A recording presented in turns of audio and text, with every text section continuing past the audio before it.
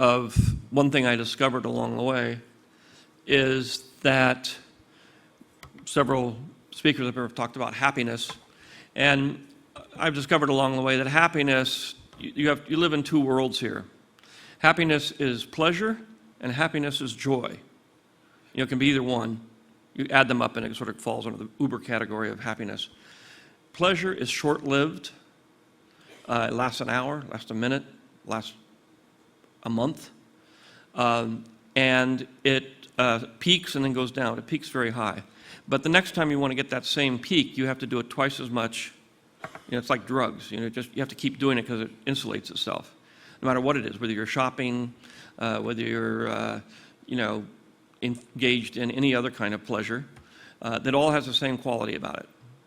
On the other hand is joy, and joy is the thing that doesn't go as high as pleasure in terms of your emotional reaction, but it stays with you.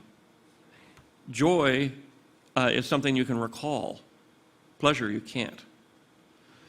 So the secret is that even though it's not as intense as the pleasure, the joy will last you a lot longer. And people who get the pleasure, they keep saying, well, if I can just get richer and get more cars, you'll never relive the moment you got your first car. That's it. That's the highest peak. Yes, you can get 3 Ferraris and a new Gulfstream jet, and maybe you'll get close. But you have to keep going. And eventually you run out. You just can't do it. It doesn't work. So if you're trying to sustain that level of peak pleasure, you're doomed. It's a very American idea, but it just can't happen. You just let it go. Peak, great. Pleasure is fun. It's great. But you can't keep it going forever. Just accept the fact that it's here and it's gone. And maybe again it'll come back and you'll get to do it again. Joy lasts forever. Pleasure is purely self-centered.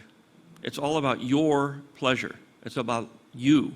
It's a selfish, self-centered emotion that's created by a self-centered motive of greed. Joy is compassion. Joy is giving yourself to somebody else or something else. And it's a kind of thing that is, in its subtlety and lowness, much more powerful than pleasure. If you get hung up on pleasure, you're doomed. If you pursue joy, you will find everlasting happiness. So with that, I'm gone. Bye-bye. Thank you.